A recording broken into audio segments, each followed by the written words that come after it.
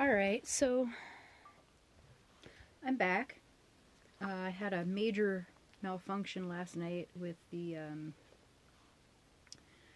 iPad and the phone, and then the phone died and it didn't save everything I read. So, tonight I'm going to reread some of what I read last night. And,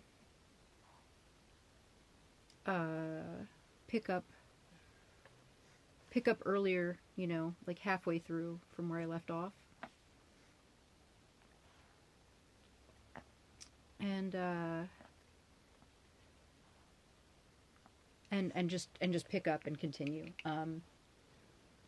My throat's been dry. I haven't read this much in years. An hour a night. So, what's up? So, got water. The water is ready. Got some mints in my vaporizer because a dry throat, you might as well make it worse, right? And I'm reading a little earlier tonight than I did last night, which is another thing. I feel like I just put it off for too long last night. I do have everything charged, so hopefully we don't lose this. And I found my paper copy. So now, fully on board, old-timey style. Where we left off, we had read Tareu's diary, in which he said a bunch of things about people finding rats everywhere, and described a neighbor who liked to come onto his balcony, lure the neighborhood stray cats closer, and then spit at them. And these cats had all disappeared during the rat die-off, and so this neighbor was very disconsolate, and he was becoming more and more disheveled and upset because the cats were gone. Yes, here's Lulu. We have a guest here. Keep going. The dogs are here again tonight. Hopefully they don't knock anything over, but you might hear some licking and snorting in the background. That's just how they do. Oh, and we were also introduced to a family with an asshole for a dad, 2 little kids, and a mousy little wife. And that's pretty much a summation of the part that I'm skipping. But I'm going to pick up again at the end of Tareu's entries. Tareu has ended by saying a short description of our main character, Dr. Yu. And now we'll pick up in the next section of part 1. Dr. Yu was only too well aware of the serious turn things had taken. After seeing to the isolation of the concierge's body, he rang up Richard and asked what he made of these inguinal fever cases. "I can make nothing of them," Richard confessed. "There have been 2 deaths, one in 48 hours, the other in 3 days. The second patient showed all the signs of convalescence when I visited him on the 2nd day. Please let me know if you have other cases," Ryu said. He rang up some other colleagues. As a result of these inquiries, he gathered that there had been 20 cases of the same type within the last few days. Almost all had ended fatally. He then advised Richard, who was chairman of the local medical association, to have any fresh cases put into isolation wards. "Sorry," Richard said, "but I can't do anything about it. An order to that effect can be issued only by the prefect. Anyway, what grounds do you have for supposing there's danger of contagion?" "No definite grounds, but the symptoms are definitely alarming." Richard, however, repeated that such measures were outside his province. The most he could do was put the matter up to the prefect. But while these talks were going on, the weather changed for the worse. On the day following old Michel's death, the sky clouded up and there were brief downpours, each of which was followed by some hours of muggy heat. The aspect of the sea, too, changed. Its dark blue translucency was gone, and under the low sky it had steely or silvery glints that hurt the eye to look at. The damp heat of the spring made everyone long for the coming of the dry, clean summer heat. On the town, humped snail-wise on its plateau and shut off almost everywhere from the sea, a mood of listlessness descended. hemmed in by lines and lines of whitewashed walls, walking between rows of dusty shops, or riding in the dingy yellow streetcars, you felt trapped by the climate. This, however, was not the case with Ryu's Spanish patient, who welcomed the weather with enthusiasm. "It cooks you," he said. "Just the thing for asthma." Certainly it cooked you, but exactly like a fever. Indeed, the whole town was running a temperature. This was the impression Dr. Ryu could not shake off as he drove for the inquiry into Cottard's attempted suicide. That this impression was unreasonable he knew, and he attributed it to nervous exhaustion. He had certainly his full share of worries at present. In fact, it was high time to put the brakes on and try to get his nerves into some kind of order. On reaching his destination, he found the police inspector hadn't turned up yet. Grand, who met him on the landing, suggested they should wait in his place, leaving the door open. The clerk had 2 rooms, both very sparsely furnished. The only objects to catch the eye were a bookshelf on which lay 2 or 3 dictionaries, and a blackboard on which were written 2 half-obliterated words: "Flowery Avenues." Grand announced that Cottard had had a good night, but he woke up this morning with pain in his head and feeling very low. Grand, too, looked tired and overwrought. He kept pacing up and down the room, opening and closing a portfolio crammed with sheets of paper that lay on the table.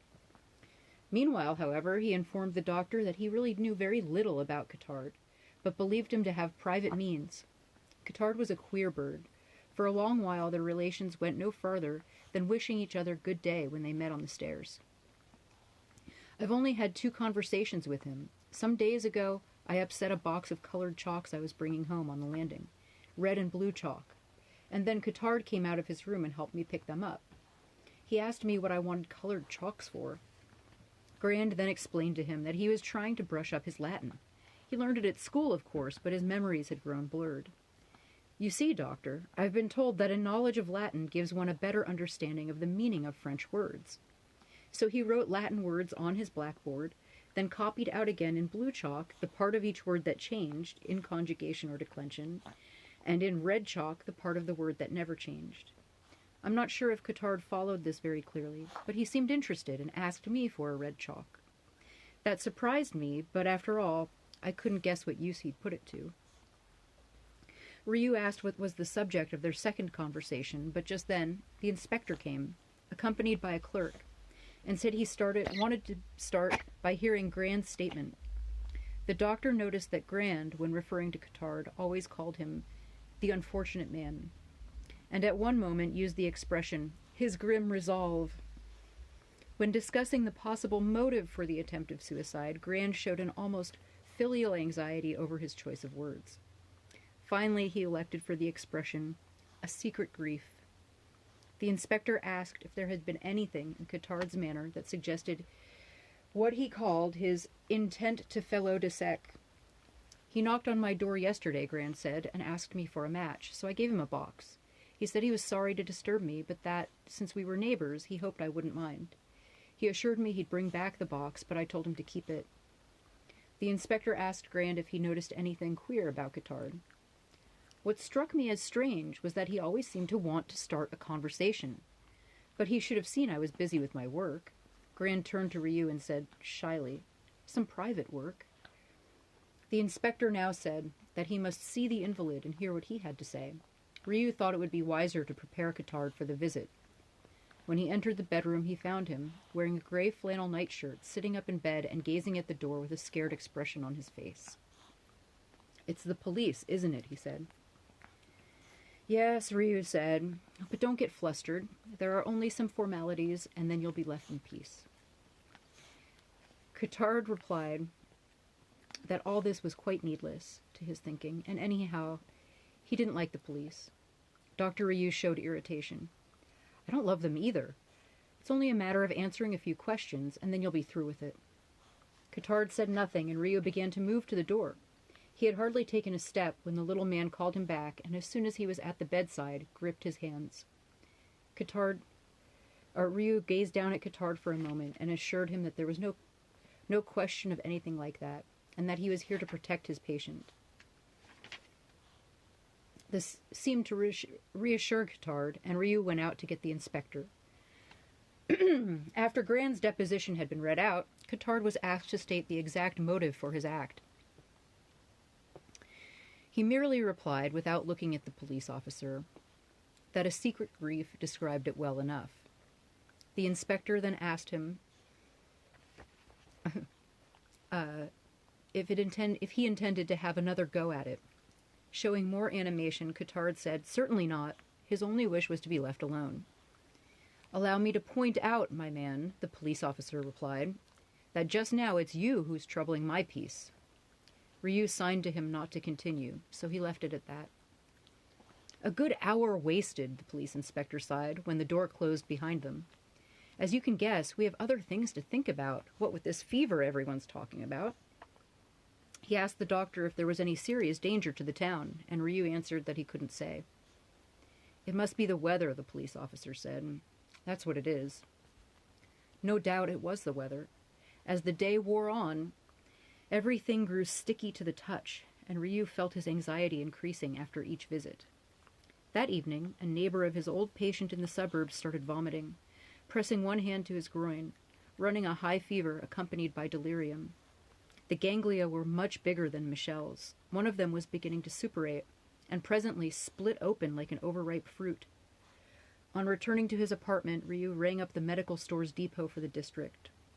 In his professional diary for the day, the only entry was, "Negative reply." Already he was receiving calls for similar cases from various parts of the town. Obviously, the abscesses had to be lanced. 2 crisscross strokes, and the ganglion disgorged a mixture of blood and pus. Their limbs stretched out as far as they could manage. The sick men went on bleeding. Dark patches appeared on their legs and stomachs, and sometimes a ganglion would stop bleeding, and then suddenly swell up again. Usually the sick man died, with a stench around him. The local press, so lavish of news about the rats, now had nothing to say. Rats die in the street, men in their homes. Newspapers are concerned only with the street. Meanwhile, government and municipal offices were putting their heads together. So long as each individual doctor had only had 2 or 3 cases, no one had thought of taking action. But it was a matter of adding up the figures, and once this had been done, the total was startling. In a very few days, the number of cases had risen, and it became evident to all observers of this strange malady that a real epidemic had set in. This was the state of affairs when Castle, one of Ryu's colleagues and a much older man than he, came in to see him. "Naturally," he said to Ryu, "you know what it is." "I'm waiting for the result of the post-mortems." "Well, I know what it is, and I don't need any post-mortems. I was in China for part of my career, and I saw cases in Paris 20 years ago. Only no one dared to call them by their name that time. The usual taboo, of course. The public mustn't be alarmed. That wouldn't do at all. And then business. One of my colleagues said, 'It's unthinkable. Everyone knows it's gone.' Yes, everyone knew except for the dead men. Come on now, Ryu. You know as well as I do what it is." Ryu pondered. He was looking out of the window of the surgery at the cliff that closed the circle of the bay on the far horizon. Though blue, the sky had a dull sheen that was softening as the light declined.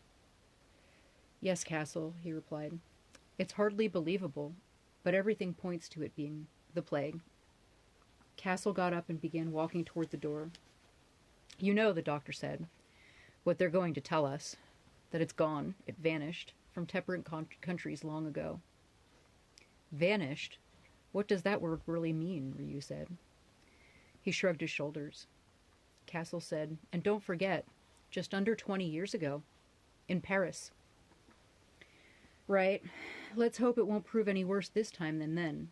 But really, it's unbelievable." Next section.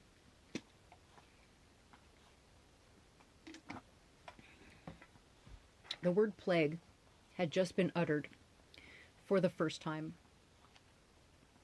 At this stage, with Dr. Ryu standing at his window, the narrator may be allowed to justify his uncertainty and surprise, since with very slight differences, his reaction was the same as that of the great majority of our townsfolk. To move this over. Maybe not, I don't know. Those are the dogs kicking. I think that's better. The word plague had been uttered for the first time. The doctor's uncertainty and surprise. His reaction was the same as that of the great majority of the townsfolk. Everyone knows that pestilence has a way of reoccurring in the world. Yet somehow we find it hard to believe in ones that crash down on our heads from a blue sky. There have been many plagues as wars in history. And yet always, plagues and wars take people equally by surprise. In fact, like our fellow citizens, Ryu was caught off his guard, and we should understand his hesitation in the light of this fact, and similarly understand how he was torn between conflicting fear and confidence. When a war breaks out, people say, "It's too stupid, it can't last long." But even though a war may well be too stupid, that doesn't prevent it from lasting. Stupidity has a knack of getting its way, as we should see if we were not always so much wrapped up in ourselves. In this respect, the townsfolk were like everybody else, wrapped up in themselves. In other words, they were humanists. They disbelieved in pestilence. A pestilence isn't a thing made to man's measure. So we tell ourselves that a pestilence is a bogey of the mind, a bad dream that will pass away. But it doesn't always pass away. And from one bad dream to another, it is the men who pass away, and the humanists, first of all, because they haven't taken their precautions. The townsfolk were not more to blame than others. They forgot to be modest, that's all. They thought that everything still was possible for them, which presupposed that pestilence would be impossible. They went on doing business, arranging for journeys, forming views. How they should have given a thought to anything like plague, which rules out future, cancels journeys, silences the exchange of views. They fancied themselves free, but no one will ever be free as long as there is pestilence. Indeed, even after Dr. Ryu admitted in his friend's company that a handful of persons scattered about town had without warning died of plague, the dangers still remained fantastically unreal. For the simple reason that when a man is a doctor, he comes to have his own ideas of physical suffering, and to acquire more imagination than the average.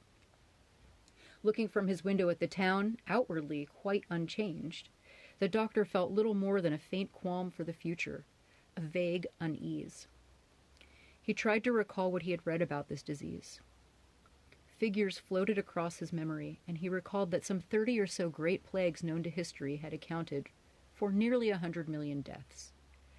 But what are 100 million deaths? When one has served in a war, one hardly knows what a dead man is after a while. And since a dead man has no substance unless one has actually seen him dead, 100 million corpses broadcast through history are no more than a puff of smoke in the imagination. The doctor remembered the plague at Constantinople. That caused 10,000 deaths in a single day. 10,000 dead. That made about 5 times the audience in a big cinema. Yes, this is how it should be done. You could collect the people at the exits of 5 picture houses. You could lead them to a city square and make them die in heaps if you wanted to get a clear idea of what it meant. Then at least you could add some familiar faces to the anonymous mass. But naturally, that's impossible to put into practice, and who even knows 10,000 faces? In any case, the figures of the old historians weren't to be relied on. That was common knowledge. 70 years ago at Canton, 40,000 rats died of plague before the disease spread to the inhabitants. But again, in the Canton epidemic, there's no way of counting up the rats. A rough estimate was all that could be made, with a wide margin for error. Let's see, the doctor murmured to himself. Suppose the length of a rat is 10 inches.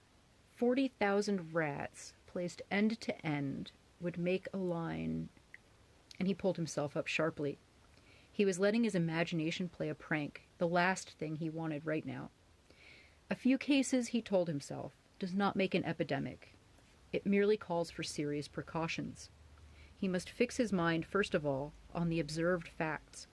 Stupor, extreme prostration, the buboes, intense thirst, delirium, dark blotches on the body, internal dilatation, and in conclusion, some words came back to the doctor's mind, aptly enough. The concluding sentence of the description of the symptoms of plague given in his medical handbook.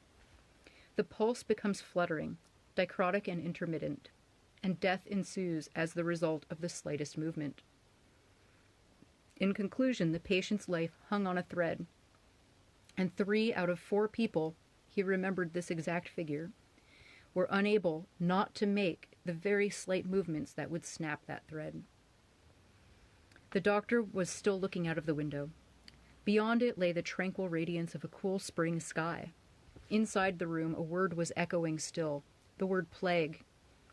A word that conjured up in the doctor's mind not only what science chose to put into it, but a whole series of fantastic possibilities utterly out of keeping with that gray and yellow town under his eyes, from which were rising the sounds of a mild activity characteristic of the hour, a drone rather than bustling, the noises of a happy town, in short, if it's possible to at once be dull and happy. A tranquility so casual and thoughtless seemed almost effortlessly to give the lie to those pictures of the plague in his mind. Athens, a charnel house reeking to heaven and deserted even by the birds. Chinese towns cluttered up with victims silent in their agony. The convicts at Marseille piling rotting corpses into pits. The building of the Great Wall in Provence to fend off the furious plague wind. And the damp putrefying pallets stuck to the mud floor in the Constantinople Lazar house, where the patients were hauled from their beds with hooks. Men and women copulating in the cemeteries of Milan, cartloads of dead bodies rumbling through London's ghoul-haunted darkness, nights and days filled always everywhere with the eternal cry of human pain. No. All those horrors were not enough. They were not near enough yet to even ruffle the equanimity of the spring afternoon. The clang of a streetcar came through the window, briskly refuting all cruelty and pain. Only the sea, murmurous behind the dingy checkerboard of houses, told of the unrest, the precariousness of all the things in this world. And gazing in the direction of the bay, Dr. Rieu called to mind the plague fires of which Lucretius tells us, which the Athenians kindled on the seashore. The dead were brought there after nightfall, but there was not enough room, and the living fought one another with torches for a space where to lay those who had been dear to them, for they would rather engage in bloody conflict than simply abandon the dead to the waves. A picture rose before him of the red glow of pyres mirrored on a dark, slumbering sea. Battling torches, whirling sparks across the darkness, and thick, fetid smoke rising towards the watchful sky. It was not beyond the bounds of possibility. But these extravagant forebodings dwindled in the light of reason. True, the word plague had been uttered. True, at this moment a few victims were being seized and laid low by this disease. Still, it could stop or be stopped. It was only a matter of lucidly recognizing what had to be recognized, dispelling the shadows and doing what needed to be done. Then the plague would come to an end, because it was unthinkable, or rather, because one thought of it on misleading lines. If, as was most likely, it died out, all would be well. If not, one would know it anyhow, for what it was, and what steps could be taken for coping with and overcoming it. The doctor opened the window, and at once the noises of the town grew louder. The brief, intermittent sibilance of a machine saw came from a workshop, and Rieu pulled himself together. There lay certitude, there, in the daily round of business. All the rest was mere threads and trivial contingencies. You couldn't waste your time on it. The thing was to do your job as it should be done. That's a section. I'm going to wave to everybody and drink some water, and then pick up again.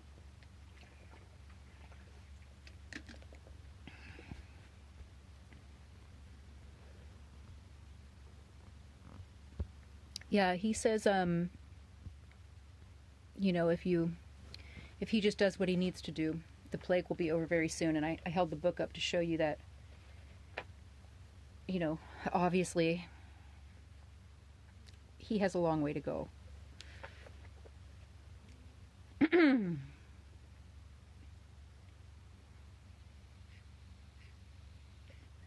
The doctor's musing had reached this point when the visit of Joseph Grand was announced. Grand's duties as a clerk were varied, and he sometimes was employed in the statistical department, compiling the figures of birth, marriage, and death.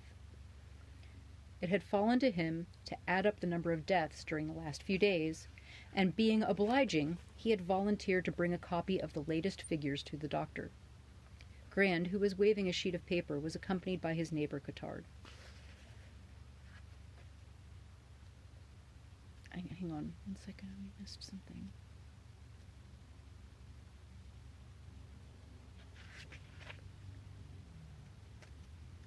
I feel like I missed something good.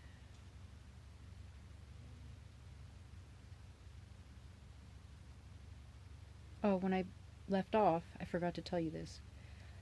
Where I left off, Michelle had died, the concierge.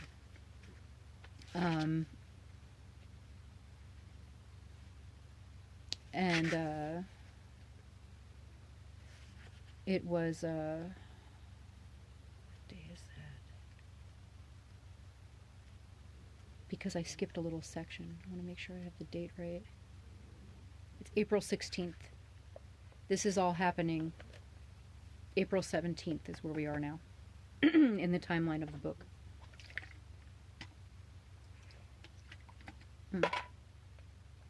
So Grand, back to Grand. Grand, who was waving a sheet of paper, was accompanied by his neighbor Cottard. The figures are going up, Doctor. 11 deaths in 48 hours. Ryu shook hands with Cottard and asked him how he was feeling. Grand said Cottard was bent on thanking the doctor and apologizing for the trouble he had given. But Ryu was gazing frowningly at the figures on the sheet of paper. Well, he said, perhaps we'd better make up our minds to call this disease by its name. So far, we've only been shilly-shallying. Look, I'm off to the laboratory. Like to come with me? Quite so, Grand said as they went down the stairs. I, too, believe in calling things by their name. So what's the name in this case? That I will not say, and you wouldn't gain anything by knowing. You see, Grand smiled, it's not so easy after all. They started off. Cottard kept silent, and the streets were beginning to fill up. The brief dusk of the town was already giving place to night, and the first stars glimmered above the still clearly marked horizon. A few moments later, all the streetlights went on, dimming the sky, and the voices in the street seemed to rise up a tone. Excuse me, Grand said at the corner, but I have to catch my car now. My evenings are sacred. As we say in my part of the world, never put off till tomorrow. Ryu had already noticed Grand's trick of professing to quote a turn of speech from his part of the world. He was from Motelimar, and following up with some hackney expression, like lost in dreams or pretty as a picture. That's so, Cottard put in. You can never budge him from his house after dinner. Ryu asked Grand if he was doing extra work for the municipality, and Grand said no, he was working on his own projects. Really, Ryu said, just to keep the conversation going. Are you getting on well? Considering I've been at it for years, it would be surprising if I wasn't, though in one sense I haven't made much progress. May I know, the doctor asked, what it is that you're engaged on? Grand put a hand up to his hat and tugged it down over his big protruding ears, and then murmured a half-inaudible remark, from which Ryu seemed to gather that Grand's work was connected with the growth of a personality. Then he turned hastily, and a moment later was running, with short, quick steps, under the fig trees that lined the boulevard. When they were at the laboratory gate, Cottard told the doctor he would greatly like to see him and ask his advice. Ryu, who was fingering in his pocket the sheet of paper with the death figures on it, said he should call during consulting hours, and then, changing his mind, said he would be in his part of town the next day and would come to see him himself at the end of the afternoon. On leaving Cottard, the doctor realized he was thinking of Grand, trying to picture him in the midst of an outbreak of plague. Not anything small like the present one, which would probably not be serious, but like one of the great visitations of the past. He's the kind of man who always escapes, Ryu thought. He remembered having read somewhere that the plague spared the weak and chose its victims among the strong and robust. Still thinking about Grand, he decided that he was something of a mystery man in his own small way. And it's true at first sight that Grand seemed the humble employee.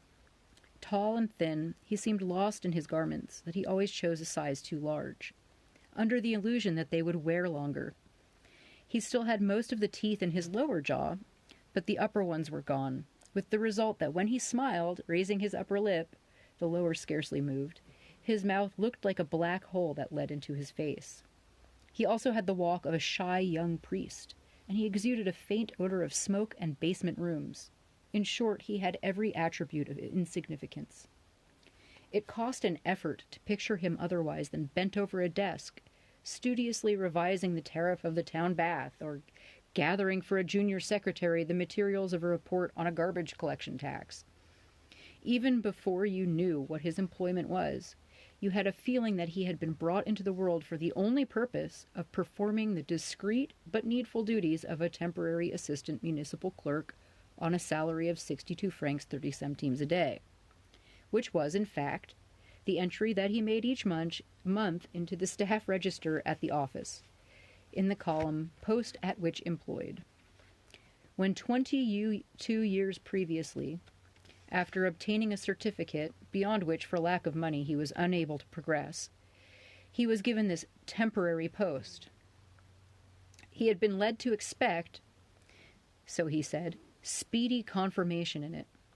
It was only a matter of proving his ability to cope with the delicate problems raised by the administration of the city. Once confirmed, they assured him, he couldn't fail to be promoted to a grade that would enable him to live quite comfortably. Ambition certainly was not the spur that activated Joseph Grand. That he would swear to. All he desired was the prospect of a life suitably insured on the material side by honest work, enabling him to devote his leisure time to his hobbies. If he had accepted the post offered him, it was from honorable motives, and, if he might say so, loyalty to an ideal. But this temporary job had gone on and on and on, and the cost of living rose by leaps and bounds, and Grand's pay, in spite of some small statutory rises, was still a mere pittance. He had confided this to Ryu, but nobody else seemed aware of his position. And here lies Grand's originality, or anyhow an indication of it. He could certainly have brought to official notice, if not his rights, of which he wasn't really sure, then at least the promise given to him. But for one thing, the department head who had made them and hired him had been dead for some time. And furthermore, Grand no longer remembered their exact terms. And lastly, and this was the real trouble, Joseph Grand could not find his words.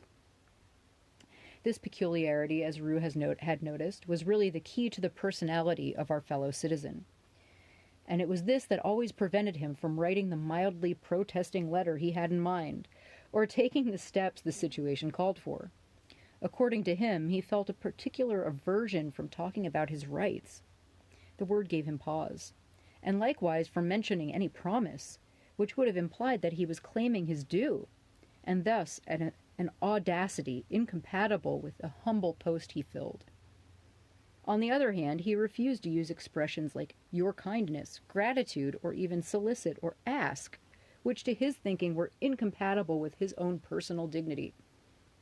Thus, owing to his inability to find the right words, he had gone on performing his temporary, obscure, poorly paid duties to a very advanced age. And this was what he told Dr. Ryu. This had come after long experience to realize that he could always count on living within his means. All he had to do was scale down his needs to his income. Thus, he confirmed the wisdom of an opinion often voiced by mayors, business magnates, and others, when they insist vehemently that in the last analysis, there was no reason to believe that anyone had ever died of hunger in the town. In any case, the very austere, ascetic life of Joseph Grand was, in the last analysis, a guarantee against any anxiety in this respect. He continued to look for his words. In a certain sense, it might well be said that his was an exemplary life. He was one of those rare people, rare in this town and everywhere, who have the courage of their good feelings. What little he told of his personal life vouched for acts of kindness and a capacity for affection that no one in our times dares to own. With no blushing, he confessed to dearly loving his nephews, his sister, his only surviving near relation, whom he went to France to visit every other year. He admitted that the thought of his parents, who he lost when he was very young, often gave him a pang. He did not conceal the fact that he had an affection for the church bell in his part of town, which pealed very melodiously at 5 every afternoon. But to express these emotions, as simple as they are, the smallest word cost a terrible effort. And this difficulty in finding his words had come to be the bane of his life. He brought the subject up every time he met Ryu. That evening, as he watched Grand's receding form, it flashed on the doctor what it was that Grand was trying to convey. He was evidently writing a book or something of the sort in his spare time, and quaintly enough, as he made his way to the laboratory, this thought reassured him. He realized how absurd it was. He could not believe that a pestilence on any scale could befall a town where people like Grand lived, obscure functionaries cultivating harmless eccentricities. To be precise, he couldn't picture such eccentricities existing in a plague-stricken community, and he concluded that the chances were all against the plague making any headway among fellow citizens. That's 3 sections. We are now about a fifth of the way through this book, which means I'll probably do this another week or so. I do want to reread a thing from the Kindle edition, which is a slightly different translation.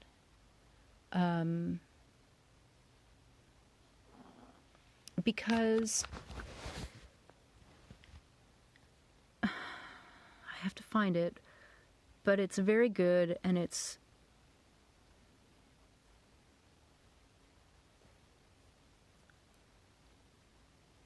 no, I did read it. It was at the very beginning. The part about war being too stupid to last long and stupidity having a knack of getting its way. Yeah, okay. I wanted to make sure that I had repeated that part and not left it. I've marked my page, and then tomorrow night I'll probably read around the same time, between 10 and 11:30. Luckily tonight everything went really well. Phone didn't die or anything, so I'm going to have some hot tea, because really this is seriously more than I've read out loud in years. I have 45 minutes at a stretch. It's making it dry. And I'll see you guys tomorrow night. It's a bedtime story. I know, we have a plague. I'm reading about the plague. It's not the nicest thing. But, yeah, I hope you enjoyed, and I'll see you guys tomorrow.